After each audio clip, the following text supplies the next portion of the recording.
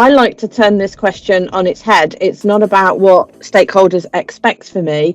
It's about what they actually require. So what information is it that they are looking for? I have written board reports for the best part of 20 years, and the board have read them and put them in the bin. So for me now, I start from a position of finding out what the stakeholders want, even down to the employees, who are probably more interested in the employee engagement report to get the basics fixed in an organisation.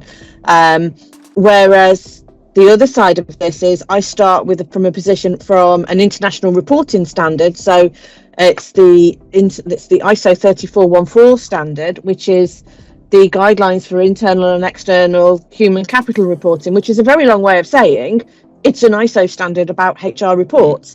And in there, it's got 58 metrics. So I would sit with my stakeholder groups and go, right, what of these are of value and are important to us?